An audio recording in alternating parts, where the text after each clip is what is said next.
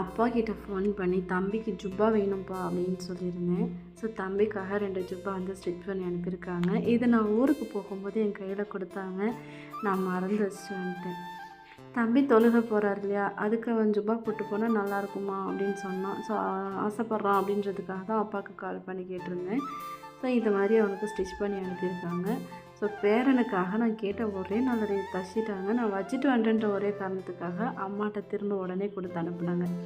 இப்போ எனக்கு தேவையில்லைப்பா, நான் அப்புறமா வாங்கிக்கிறேன் அப்படின்னு சொல்லியுமே, இல்லை என் பேரன் இதை போட்டுட்டு போகணும் அப்படின்னு சொல்லி ஆசையாக பேரனுக்காக தச்சு அனுப்பியிருக்காங்க. பாருங்கள் எப்படி இருக்குன்ட்டு.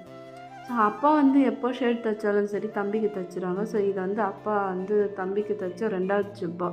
ஸோ தம்பி ஒரு 7 வயசு இருக்கும்போது ஒரு டைம் தைச்சி கொடுத்தாங்க. அதுக்கப்புறம் அவன் பெருசாக அதை போட மாட்டேங்கிறான்னு நான் வேணான்னு சொல்லிட்டேன். அதுக்கப்புறம் இப்போ அவர் டெய்லி தொழுக போகிறதுனால அதை கேட்டாருன்றதுனால தைச்சி கொடுத்தாங்க. இதில் என் பையன் எவ்வளோ அழகாக க்யூட்டாக இருக்கான்னு பாருங்கள். இப்போ அவன் காலையில் தொழுவைக்கு கிளம்பிட்டார். மணி இப்போ 5:30. ஸோ 5:20க்கு நான் இதை எடுத்து வச்சுருக்கேன். 5:30க்குலாம் அவர் கிளம்பிடுவார். பாருங்கள் எவ்வளோ அழகாக போட்டுட்டு நிற்கிறான்னு. இதை அவங்க தாத்தாக்கு அனுப்பணுமா. ஸோ இந்த மாதிரி அவர் சொன்னார். எவ்வளோ அழகாக